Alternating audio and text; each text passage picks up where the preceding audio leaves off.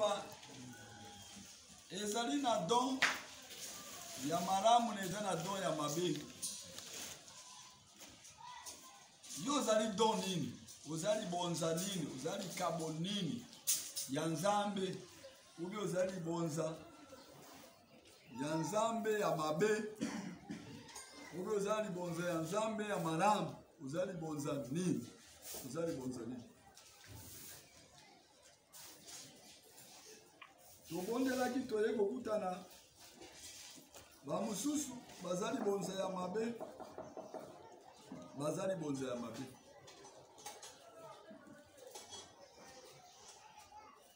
Serviteur mosali akoki kozala libaku te kati na eyanganeli ya kopekisa mokano na Nzambe esalema. Akoki kozala epekiseli te. C'est-à-dire le serviteur azawana azali oyo babengi yango tiyo ezali kolekisa mai, tiyo ezali polele ya kolekisa mai. C'est-à-dire mosali na Nzambe azali vraiment kanale ya kolekisa lipamboli ekomela bato nekoma esika. Nde mai wana lipamboli. Ezali oyo babengi yango ezali nde nzela ya mai ya Nzambe pona kolekisa mapamboli ekomela bato. Me yo koki kozala epekiseli te. Mosali azali oyo ayebi maloba ya Nzambe. Maye koyeba maloba ya Nzambe ezama mususu bazoloba liloba yango ya Nzambe azoloba yango bien te. Azosala confusion. Alingi ateya awa wakaka boya bandi ko préparer yango itokia. Kwa. Omona ba verset zo sauter. Eza bongo te. Na tango siko bayebisa lobi bongo te. Yo siliki. Naza chef na yo. Naza mokolo. Nazali boye na boye. Bongo te. Mosali ya koyoka. Mosali ya kokita. Kokita le esika mosali azali. Mosali azali moto oyo azotanga Bible. Mosali azali moto oyo maîtriser makomi. Parole azali ko maîtriser yango, azali ko maîtriser yango.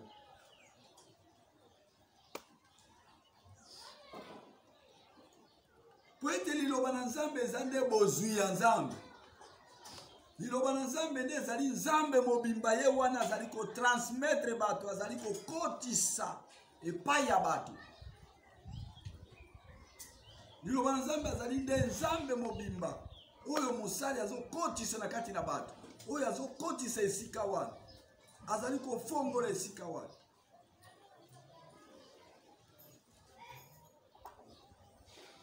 Mosali azali oyo abiengamaki, babiengi ye.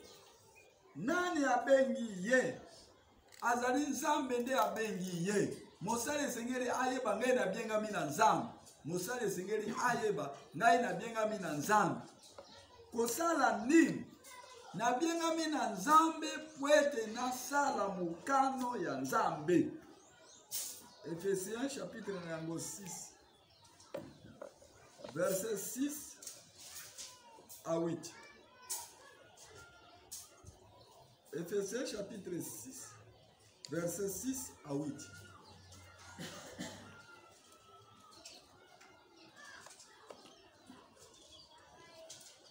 Totalement likambani. Ba Efeso. Tanga.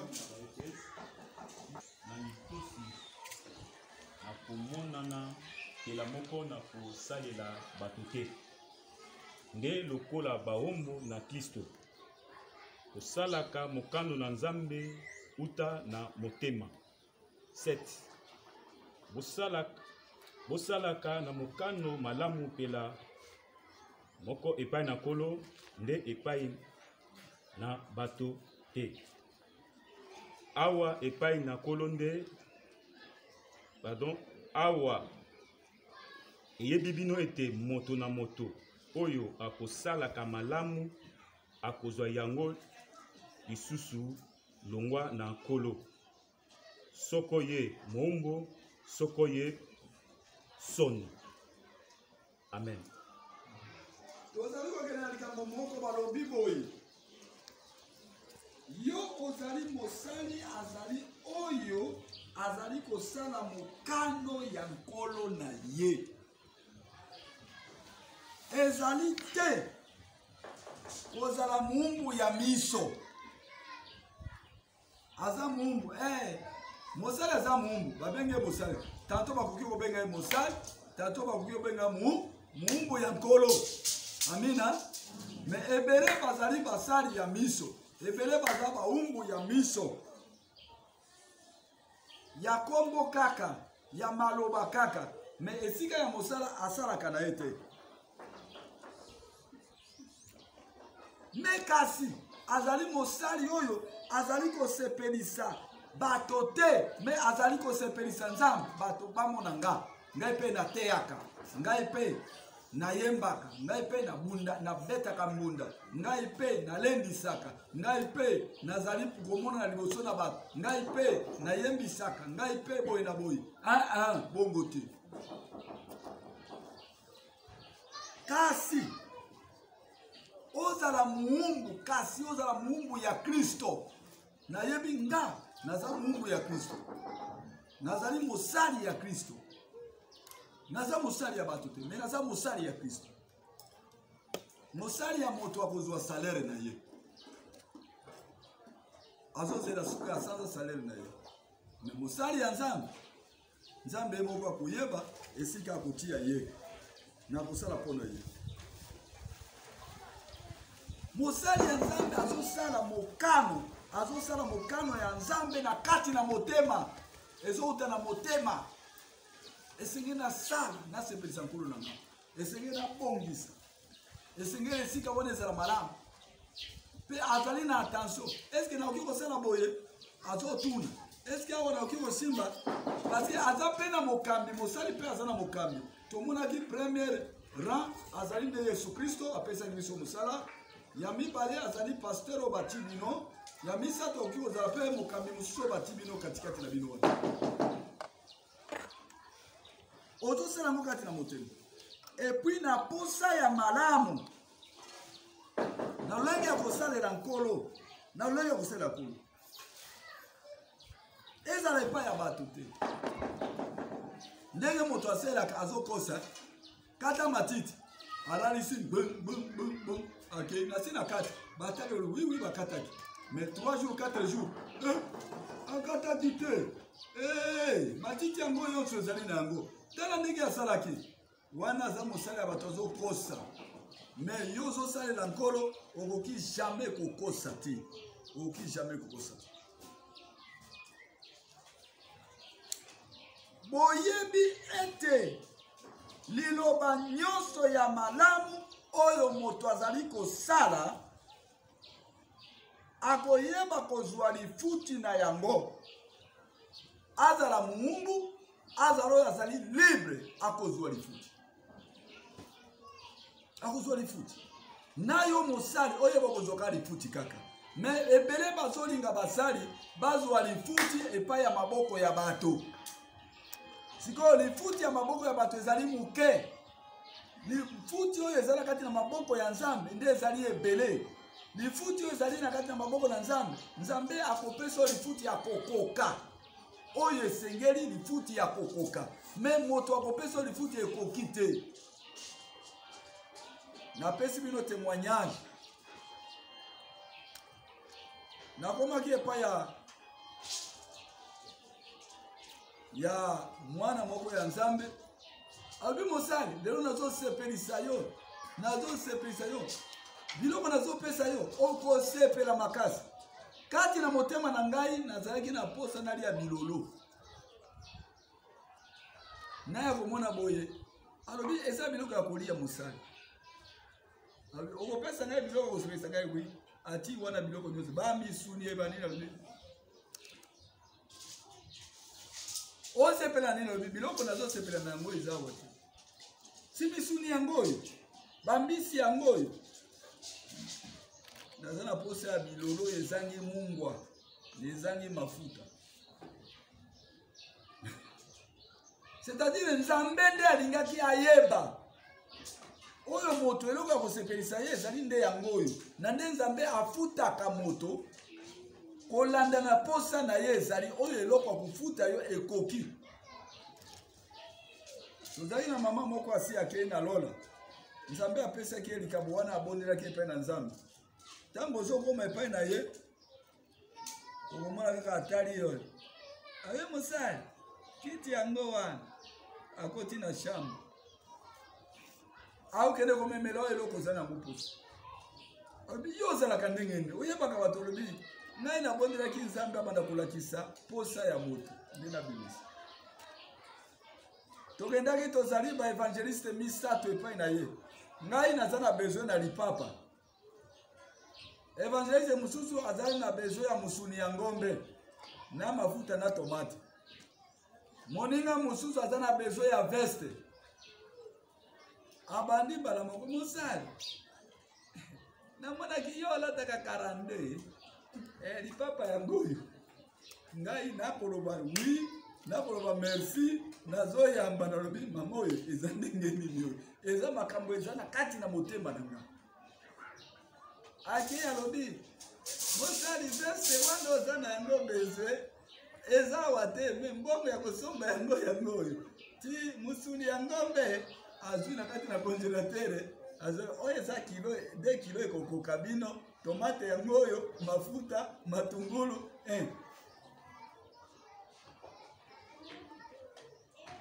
totikali nye silence de mort moto ya koyambela mosusu aza nde mobali nalobi bandeko otonda nzambe kasi nde tokwei na priere nzambe merci pambola mosali na yo parce que apesi biso selo posa ya mitema na biso opambola ye. Omoni ndenge nzambe apesaka me sikoyo yo ozali kolinga ozwa lifuti epai ya moto akokokisela yo te me nzambe oyo ozali kosalela yo mosali nzambe akopesa 100% esika motema na yo ebongi mpe nazwi vraiment selo posa na nga nazwi selo babesoin ezalaki na yango.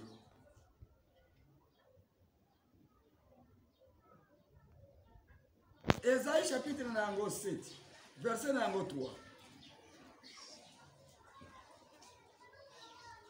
ekende liboso ebeba te mosala na nzambe batiola yango te mosala na nzambe mosala na nzambe ezala mosala oyo ezali kobonga mosala na nzambe po ete bato babika mosala na nzambe po ete bato bayeba biso tozali basali na ye esika oyo azali moto oyo azodefendre makambo ya patron na ye apesi précision yo nazosala na précision nazosala bato babika nazosala na sentiment te nazosala bato balongola kati na maboko ya satani nazosala po ete nzambe asepela na ndenge ayebisaki ngai nde nazali kosala.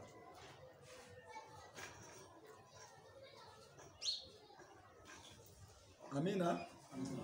Attention ezali esika oyo attention nini oyo bapesi biso kati na mokanda na Exode chapitre 18 verset 14 à 27 attention bapesi biso mosali ezali komema mukumba soki babengi yo mosali c'est-à-dire omemi mukumba soki babengi yo mosali c'est-à-dire omemi nini mukumba na lingala balobi omemi ngambo ezali pamba te mais tozali komona basali ebele bazomona ndenge baza basali mais bazomona lokola maseki bazomona kaka ezali je bazomona kaka ezali momesano eloko nini ekosala nini senge nasala kaka na ndenge wana omemi ngambo eza jete omemi ngambo eza mosala ya bato Parce que ozosala selo posa na yo te, mais ozosala selo posa ya oyo abengaki yo, oyo apona yo, oyo atiki yo na musala, oyo asengi yo ozala kati na musala. Selo posa na ye, selo kolinga na ye. Tangela biso Exode wana 18 verset 14 à 27, ok, okata quelque part. Tanga. Exode 18, 14, c'est un Les beaux-pères de Moïse virent tout ce qu'il faisait pour le peuple, et il dit, que fais-tu avec ce peuple? Pourquoi siège-t-il seul et tout le peuple se tient-il devant toi depuis le matin jusqu'au soir? Moïse répondit à son beau-père, c'est que le peuple vient à moi pour consulter Dieu. Quand ils ont quelque affaire, ils viennent à moi, je prononce entre eux et je fais connaître les ordonnances de Dieu et ses lois. Le beau-père de Moïse lui dit, ce que tu fais n'est pas bien. Tu t'épuiseras toi-même et tu épuiseras ce peuple qui est avec toi. Car la chose est au-dessus de tes forces, tu ne pourras pas y suffire seul. 19. Maintenant, écoute ma voix. Je vais te donner un soleil et que Dieu soit, un conseil, et que Dieu soit avec toi. Sois l'interprète du peuple auprès de Dieu et porte les affaires devant Dieu. Enseigne-leur les ordonnances et les lois et fais-leur connaître le chemin qu'ils doivent suivre et ce qu'ils doivent faire. Choisis parmi tous les peuples des hommes capables, craignant Dieu, des hommes intègres, ennemis de la cupidité. Établis-les sur eux comme chefs de 1000, chefs de 100, chefs de 50 et chefs de 10. Qu'ils jugent les peuples en tout temps, qu'ils portent devant toi toutes les affaires importantes et qu'ils prononcent eux-mêmes sur les petites causes. Allège ta charge et qu'ils la portent avec toi. Amen.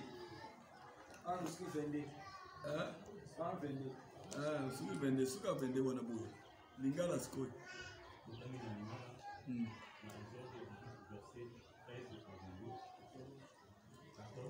14 à 27. emonaki bokilo na Mose makambo nyonso masalaki ye mpona bato, alobaki ete ezali nini oyo ozali kosala mpona bato, ezali kopanga yo moko te, bato nyonso batelemi pembeni na yo longwa na ntongo kino butu mpona nini? Mose alobelaki bokilo na ye ete mpo ete bato bakoyoka epai na ngai ete batuna Nzambe. Soko bazali na likambo bakoyoka epai na ngai ete nakata kati na moto na mozalani na ye te nakoyebisaka bango mibeko na Nzambe te bikateli na ye. Bokilo na Mose alobelaki ete oyo ozali kosala ezali malamu te. Yo mpe bato na yo elongo bakomi lembisa mpo ete likambo oyo eleki nguya na yo. Yo moko okoki kosala yango te. Sasa hivi yoka monoko na ngai nakopesa yo toli mpe Nzambe azala na yo elongo. Yo oko telema na esika na bato liboso na Nzambe. Te okobimisa makambo na bango epai na Nzambe. Okolakisa bango libeko mpe bikateli. Te koyebisa bango nzela ekoki na bango kotambola mpe makambo mabongi na bango kosala. mpona babali na mayele lokola na kati na bato nyonso. Babali bako bangaka Nzambe, bato nyonso babali bako bangaka Nzambe, bato na solo bayini na kanyaka. Tia bato boye liboso na bato ete bazala mikonzi na nkoto mpe na kama mpe na tupu mitano mpe na zomi. Tika bakata makambo na bato ntango nyonso bakoya na makambo minene nyonso epai na yo nde bakokata makambo mike bango penza. Amen. Yango ekozala. Amen. Amen. Moïse amemaki ngambo. Banda tongo tipokwa azoyamba bato. Ye moko azoyima te, nasi na lembi. Ye moko azoboya te, azali kaka azosala. Yeba ete yo mosali omemi ngambo. Koloba pardon. O nasala kilobi ekoki. Na pe manano. Iza bongo te. Okusala musala. Ndio kutanaka appareil ya mosali bakangaka yango te. Na lopango ya mosali ezalaka na mbwa ya batiaka mbwa te. Na lopango ya mosali batiaka mbwa te. Soki omoni na lopango ya mosali mbwa ekomi tia point d'interrogation. Kote na biso bambibi bazali nde na ti mbwa. Sikoyo bana na Nzambe tango bakoya na 2h du matin koya bazwa lisungi bakosuka boni na mbwa na yo wana mbwa mukali. Mbwa oyo asuwaka. Bobenga ke komona chien méchant. Sikoyo yo mosali na mbwa ya nini? Okutana kabibwele wana epai na lopango ya mosali babokolaka yango te. Kamwa muke peut-être nyao. Kamwa muke. Poete yo ozali tout le temps. Moya koloba na lembi ezate. Moya koboya ezate. Parce que mokolo mosala ayebi ozana makoki ya kosala. Ozana makoki ya kosala. Mokolo mosala ayebi yango ozana makoki ya kosala yango. Na apesi yo makasi, na apesi yo makoki wana. Apesi yo makoki wana pona kosala. Attention yo mosali. Genèse chapitre 7 verset na yango 5. Genèse chapitre 7 verset na yango 5. 7 verset 5. 5 ezali koloba boye. Noé. Noa azalaki nyonso ya moko elakaki Yawe na ye. Amen. Attention ya mibale. Sala nyonso oyo Nzambe azali koyebisa yo po bakisa te parce que omoni miso ya bato ale olangu obandi kosala makambo mosusu. Sala oyo azali koyebisa yo. Noé asalaki nyonso ndenge Nzambe ayebisaki ye. Akakolaki te. C'est-à-dire Noé atosaki na mosali esengeli kotosa. Kotosa. Ah papa namonaki mbula. Ah papa namonaki bato balembi. Ah boy na boy bongo te. Attention ya misato. Mosali azali moto ya komikitisa kati na molimo. Azali moto ya komikitisa kati na molimo. C'est-à-dire azotala auditoire, azotala ensemble, azali kotala lolenge ya bato bazali wana soki na sali boye ekomona na ndenge nini azali kopeze maloba na ye, azali kopeze likambo azali ko alingi asala nde sikoyo abimisi yango. Mais parce que kaka bongo pa obimisi kaka wo bazo wo esi ekei apesa kite ana contrôle kite ana sala kine nde okuta na ka mosali azali pena mosali mususu azali wana, c'est-à-dire mosali azali connecté et pas ya patron na ye likambo nini tika na tuna nano Nzambe mosali ya muke akotuna nano pasteur na ye atuni na bokambi na ye papa e toki osala boy na ngina pesa communiquer apa ya kukeleshe le pole nazala communiquer boy na ngina loba boy atuni nano tete tika communiquer wana tia boy akei kaka bomu me okuta kaka akei kaka kuna apesa communiquer boy uliyo ko pesa communiquer wana te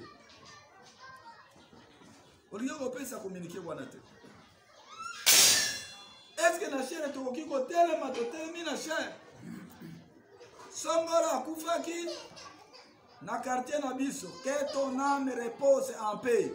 Oh, olobi yango na chere. Est-ce que oyebi état d'âme na ye? Oyo zoloba âme na ye est reposée en paix. Est-ce que ayambolaki? Mamso olobi ho moyibi monene wana akufaki nganga kisi wana kasi. Eko reposer nini en paix? Eza makambo ya koloba na chere te. D'ailleurs, yo mosali kobimisa monoko wana que ton âme repose en paix. Isa nini? Est-ce que oyebe état d'âme na ye kolo alakisaki osika kei? Ye atana moyen ya koloba te elimo na ye akoki kobimela yo alobi ngai awa nazotelengana molimo na ngai ezali na pe te eza na kimia te. C'est-à-dire ezala maloba mosusu okoki koloba na chere nezala maloba mosusu okoki koloba na chere te nde ozokuta na mosali azali akumikitisa kati na molimo tokende na kati na unité tokende na kati na bomoko tobongisa po ete mosala ekende malamu po ete mosala ekende liboso ezali te tobebisa po ete topanza kobebisa ezalaka moke boye obebisi me kotonga ezalaka difficile eza facile te kopanza bato c'est facile mais kozongisa bato c'est difficile na baoyo bazali bozwi ya Nzambe baza bozwi ya Nzambe. Haleluya bana na Nzambe. Nani mokonzi? Yesu. Kole swaku mama.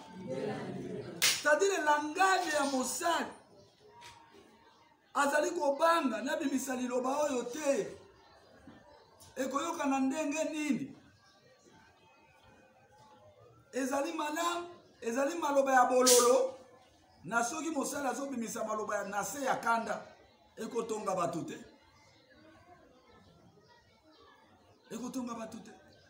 biso esika tozokende kosala misala esenge tozala na langage ezali doux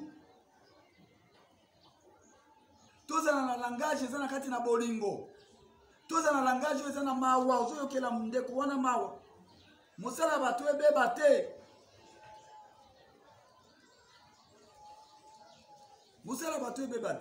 mais attention kosala na nkote lokola ndenge makambo ezali kosalema bamosusu bakomi katikati na biso bakomi kobela lokola na paroisse na biso mosali azokoma kobela mpona nini bazoya na basali mpe bazali koya batubeli te bati bango maboko Nzambe malade bima ekoteli mosali mbala moko njoto ekomi pasi mosali akomi kobela ndenge nini po ete bino basali nano bozali koya na masumu bozali kotubela te me bozosenga kaka lobiko ezali kosalema botika bongo bino basali esengeli boyeba nani kopetola mitema na bino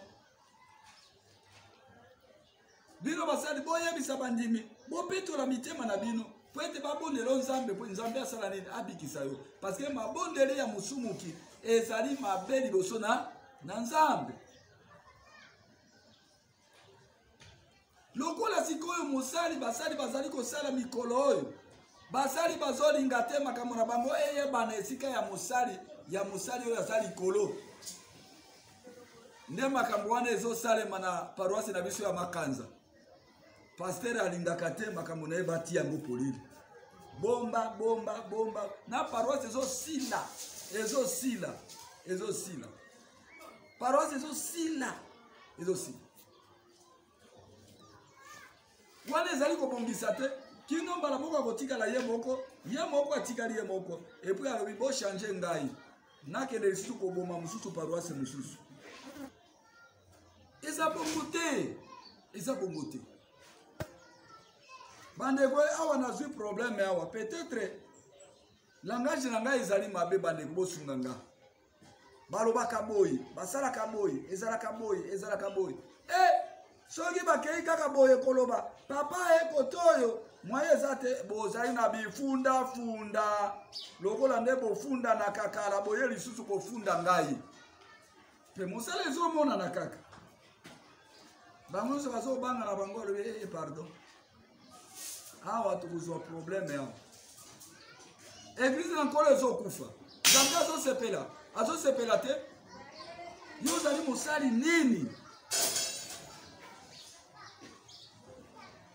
mosali nini zala lokola mosali moko azali koyebisa biso alobi bandeko ngai naza na likambo ya louange boyeba tozobanda louange ekobanda bakoti eglize louange ebandi louange kino de 7h kino 10h louange ezotoka soki louange ebetami te bongo te mateya moke louange ebele alobi ngai nazala na likambo ya nini ya louange boluka mosusu akosunga ngai po ete ayeba kolakisa me ngai louange naza wana mosali esengeli amiyeba nde ozokutana sikoyo awa balobi azali moto oyo akomikitisa azali moto oyo azali vraiment azali akomikitisa azali kotambola na bokebi mpona mosala na nzambe ekufa te ebeba te ezala mosala na kati na korale ezala na kati na baintercesseur ezala na kati na banani lisanga ya baprotocole ezala kati na badiacre badiaconese ezala kati na baancien ezala kati na lisanga boye esengeli ozobanga pardon nazala te likama ya kopanza bato nazala te likama ya kobebisa mosala na nzambe donc likabo nde esalaka mosala nde etindikaka moto na kati na mosala mais soki ozali na likabo ya mabe ekotindika yo kosala makambo ya mabe ekotindika yo kopanza ekotindika yo kobebisa na biso tobenga mibongo te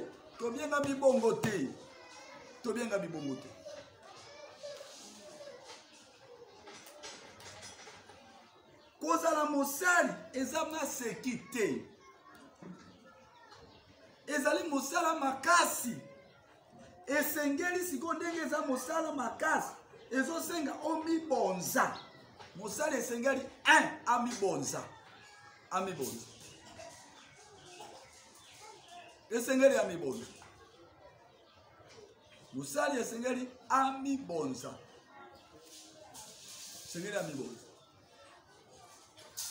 de esengeli andima ya kati azondima ya kati na motema ezobima na kati na motema andima na kati ntango andimi na kati akoyeba kotosa mpe na kosala ndenge esengeli asala kati na mosala oyo akoyeba korespecte baprincipe na banorme ya mosala akorespecte yango soki tozali na baexemple ebele exemple oyo tozali na yango exemple aza jésus christ tokati nano wana parce que tozwi mosala ya mosali tokati nano wana peut-être oza na liloba ya koyeba kobongisa ya koyeba koloba mpona likambo yango c'est pourquoi biso tokati nano place wana tokati wana oyeba koloba oyeba kobongisa esika mbeba ezali Amen. Oui, tiens, biso basali oyo, coin. Le 8 to bomi yango, coin. Pardon, bo pesa ngo bandimie. Bo pesa ekoki wana. Pasteur yango azebele soki toza combien? Soki to pesi 1000. Ekoki po na ete. Aoza combien? Ah, abozwa 30 000. Ekoki po na ye. Mbongo ebele bo. Aussi otie 4000. Mosusu azalaki kolinga atia 10 000. Mais yo au limité combien? Motema ya mabe ezali kokanga lipamboli, ezali kokanga mosala na Nzambe ekende liboso. Motema kaka ya mabe oyo babengi yango motema ya zuwa, ezali zuwa kaka.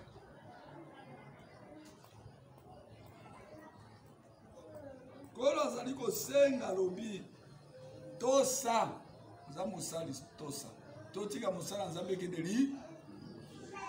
liboso. Ngai na kosala kaka oyo esengeli nasala. Eza lotomo na ngai. Eza lotomo na yo osala. Soki okende na makolo, kende na makolo. Ozobima belere na makolo ti de bonhomme. Ndo ozwi sikoyo mutuka ya koya rond-point. Mais pona bibembe osi osali yango. Pona kotala mokonzi wana zoya, mokonzi moko boye député soki nani wana ya parti politique otambolaki bamusuko bima aéroport ti wapi échanger na makolo po ete bazwa 500 francs puis na 500 ngo akozwa te oyo batiaki bango chef d'antenne akataki bango mopanga bazoli mona mitema evimbi na bamususu bazoki na bana na mikongo pona kaka ozwa kaka mwa mbongo bayeba na parti na bino okokisa pe dombe epa ya Yesu osi okokisi nombre ya bato kokisa nombre ya bato epa na Yesu nasali journée mobimba mwana bachange ekasi kushe te na mokongo na yo azosumba kuna na ozali kaka kuna ozokende kaka mais pona Yesu eske osi osali yango pona Yesu yeba ete oyo ozali kolona nde okobuka tozali kolona ofandaki journée mobimba na ebembe yango ezomonana te ezali ebembe eza chikapa yo ozali awa ofandi wana boye komi lokola bakangi yo singa ti matanga wana ebembe ekundamaki kala eza wana baye koyebisa bino basi bakundaki na bango kala toyebaki te 2 jours yango tozali awa mais pona Yesu si ofandi yango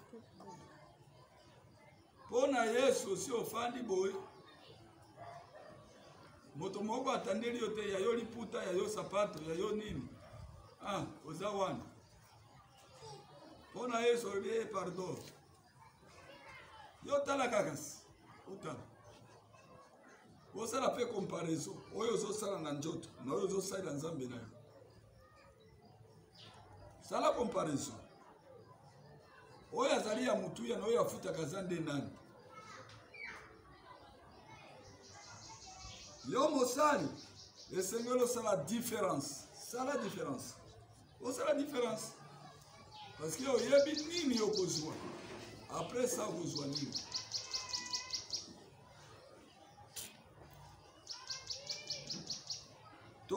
tozwaki exemple na biso exemple tozwaki azali nde Jésus Christ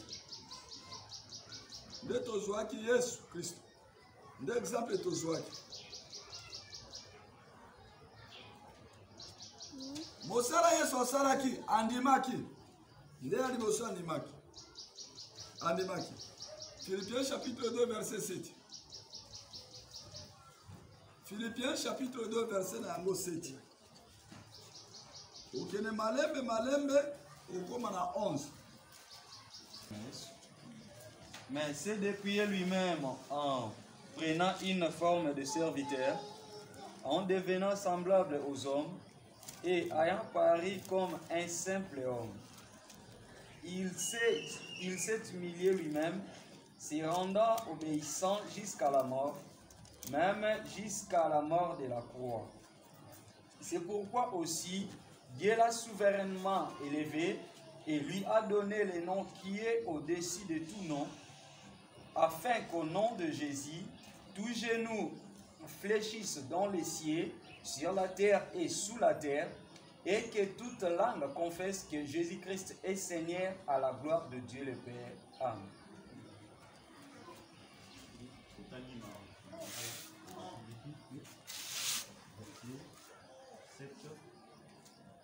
À 11.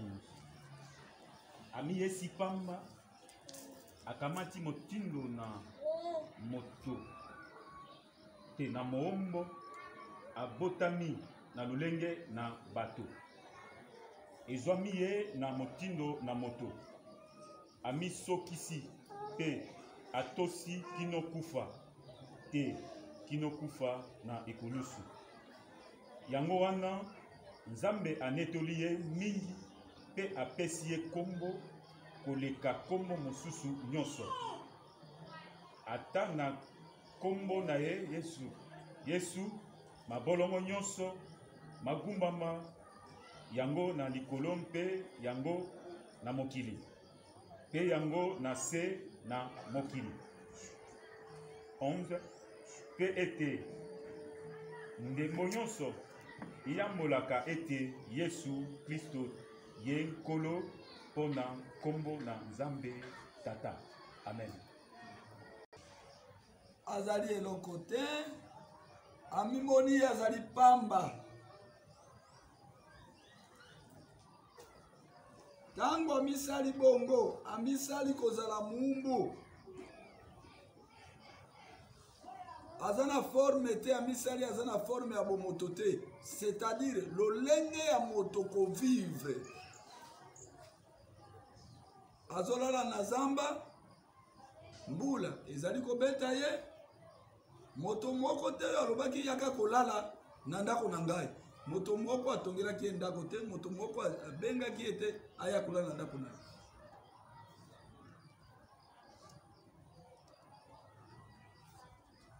Nde amisali akomi lokola moto, me aza moto te. Akomi lokola moto, me aza moto te. Yo mosali, omi ye isapamba. Kwete Nzambe na yo, patron na yo, mokonzi na yo, ayeba koneto lama. Azala likolo.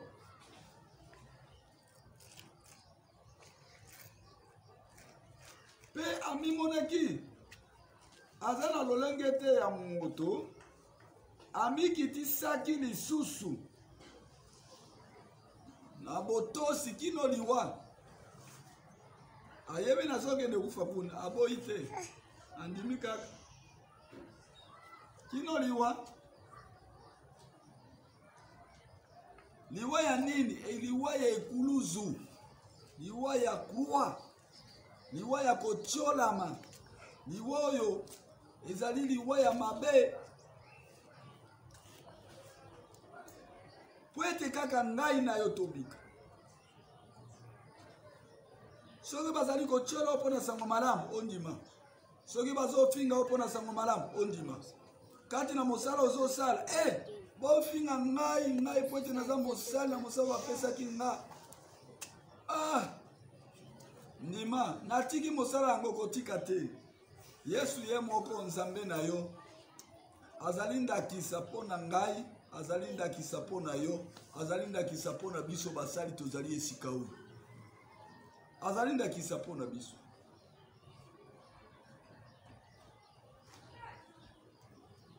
Nzambe ayebaki konetola ye pona komikitisa na ye. Nzambe anetoli ye. Apesi ye kombo oyo eleki bakombo nyonso. C'est-à-dire kombo Yesu azwaki eleki bakombo nyonso. Nani akozwaka kombo ya ndenge wana? Pe na kombo na Yesu Kristo mabolongo nyonso ekobumamela ye. Ezala biloko nyonso ezali wana se ya mokili ezala oyo nyonso ekoyeba kogumbamela ye ekogumbamela ye.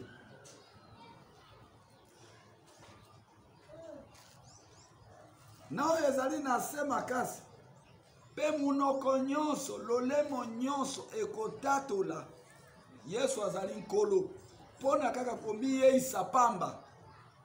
Na yo soki okomiyeisa pamba mpona mosala oyo bapesaki yo mpona Yesu Kristo, nkolo akonetola yo, akotatola kombo na yo mpe bato bakotatola yango oyo azalaki vraiment mosali kati na biso, vraiment asalaki mosala. Mais bozolinga bozwa gloire, bozolinga bozwa nkembo, omikitisa po etozwa nkembo, mikitisa po etozwa nini? Nkembo. Zala muumbu ya Yesu Kristo po etozwa nkembo. Yesu ya mibale asalaki na kondima na ye ko accepter. Hébreux chapitre 5 verset 8. Hébreux chapitre 5 verset 8.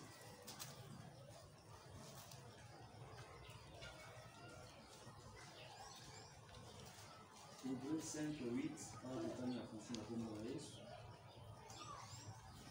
a appris, bien qu'il soit fils, l'obéissance par les choses qu'il a suffaites à.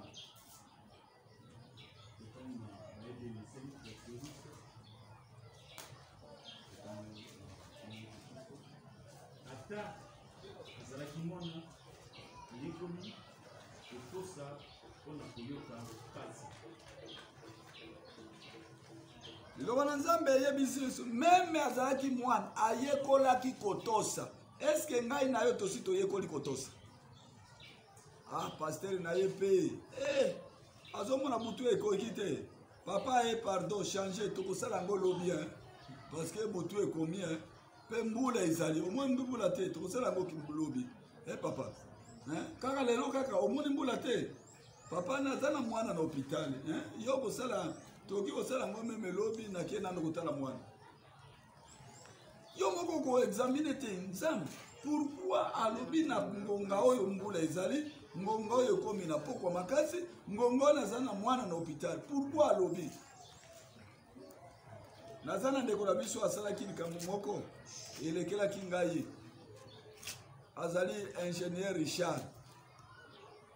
Azotonga église na Kingabwa Limete. Mwana azali malade, aza malade makasi baza na hôpital. Tolobi ingénieur, moi est-ce que okotonga ezate mwana aza malade na hôpital kuna baza na hôpital kuna. Otika kotonga kupoete one okilota. Na yende azokengela na hôpital. Yende azokengela na hôpital mais akeye kotonga église. Ya lobi te. Ngai na yebisi basali. Ancien Apollinaire azalaki wana. Ancien Apollinaire alobi te ndeko okende boye te asengi nini topesa transport na yebisi bongo. Ancien Apollinaire azwi $50 ati wana boye transport wana na pesa ki ezaki ya 3000. Ancien Apollinaire azwi $50 alobi papa toyoki yo zali na mwana na hôpital ozokende hôpital nazokende boye soki to sister wa église nazokende kuna na hôpital $50 oyo esunga yo kuna na hôpital. Alobi te na ebi Nzambe akosunga ye kuna $50 oyo ekopesa lobiko te. Zongisa $50.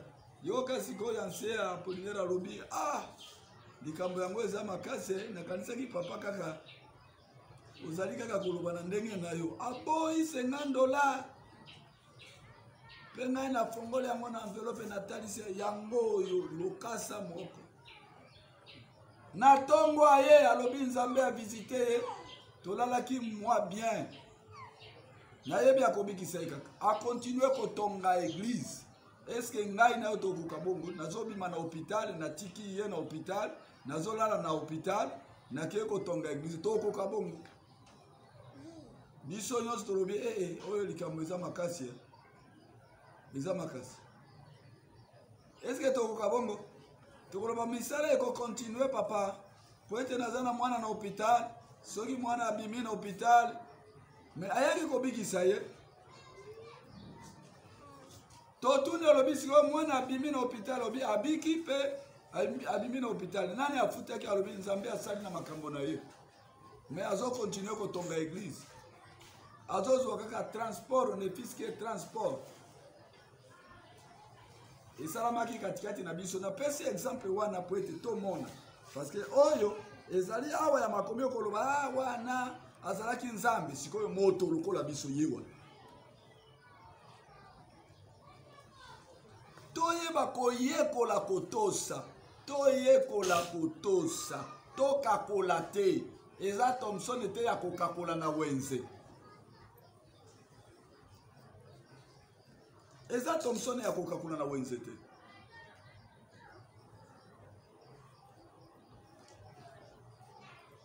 amimonaki te azali nzambe ayekolaki kotosa eske biso tosi toyekoli kotosa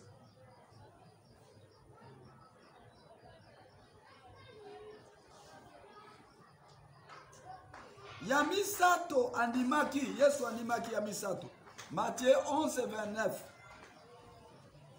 ezali nde toli apesi biso Matthieu chapitre 11 verset 29 ya misato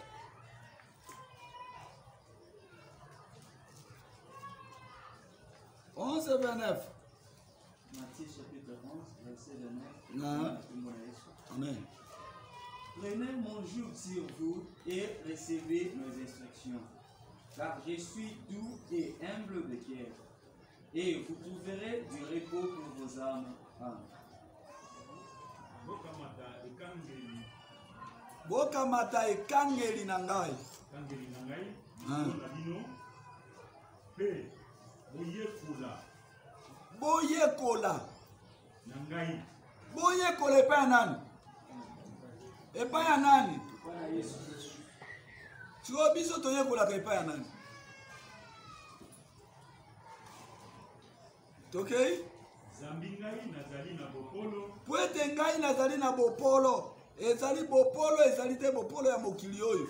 Ofandi kime na biloko ezobeba. Ezali bopolo ya kobongisa. Nde bopolo bazoloba. Ezali bopolo ya kobongisa. Ezali bopolo ya kosala malamu. Ezali bopolo ya koyeba kosala likambo yango ekende liboso.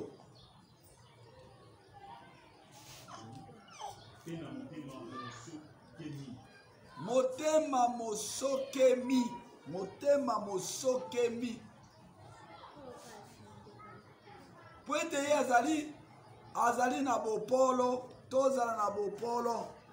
Toli apesi biso toyekola epai na Yesu, toyekola. Zwa Biblia, tanga, tala ndenge parcours ya Yesu. Tala etamboli na ye. Ngai na tala etamboli na ye. Tala ndenge asalaki. Ngai na tala ndenge asalaki ngai mosali. Pe na koyeba kotambola likolo na matambe na ye lokola ndenge ba disciple batambolaki likolo na matambe na ye. Na baoyo mususu wana batambolaki basali mususu batambolaki likolo na matambe na ye boyo balongaki. Ba prophète batambolaki likolo na matambe na ye. Ngai pe nazo tambola likolo na matambe na ye. To tambola likolo na matambe na ye.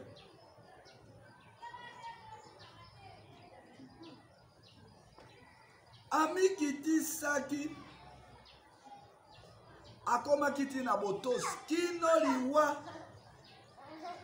liwa ya ekuluzu ekomami toyekola epai na ye po ete ye aza na bopolo azali na bokomikitisa ya motema yo ozopela moto kaka nazwi eloko te boye na boye eglize ezotalela ngai te basungaka ngai te bapesaka ngai te boye na boye eglize ndenge nini oyo baza na bolingo te bilobaloba eglize nde angajaki yo obie Yesu nde angajaki yo kende koloba epai na Yesu oyo angajaki yo okoki koloba te lokola mwana na ngai ndenge ayebisaki nga bauti bafuti ye $400 na 1988 na 1988 bafuti ye 400 dollars na 1988 nalobi ndekwe ngai nazali kaka na pantalon moko oyo nazalaka na kilote moko nazali kaka na oyo sapato kaka moko oyo sandale moko pesa ngai mbongo pesa meme 20 dollars nakende kosomba na ngai pe elamba alobi Yesu atushe ngai te soki alobeli nga na kopesa yo me oyo Yesu ayebisi ngai olia pesa voya kosukola sukola ekoki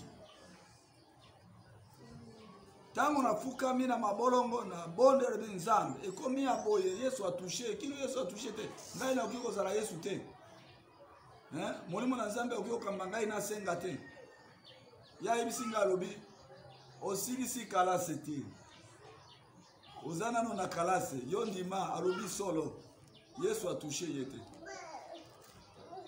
totambola tozwi mutuka ya société tokei toko makuna asombi karton mobimba ya oyo babenga yango bajoka okolia bazoka abi merci nzambe apambola yo tobandi kotafuna yango kuna soye ezotonda na libumu oyo mosusu azokaba yango pamba pamba nalobi osombi wana kombia alobi 100 dollars esili na kosomba biloko ya mike mike ngai nasengaki combien siko ya silisi biscuit na bazoka 100 dollars yo koloba nini ozali susu mwana na ngai te nde bongo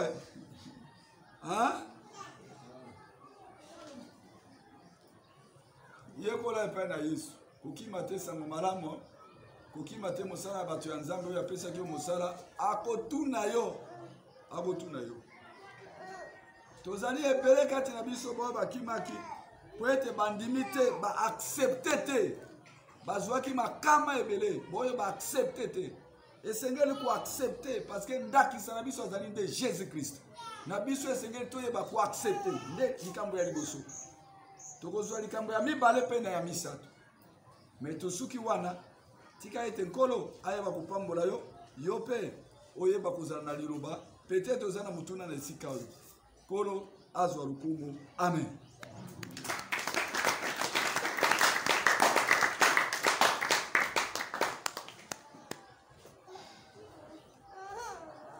Tozali na makambo mibale koyambola na kotuna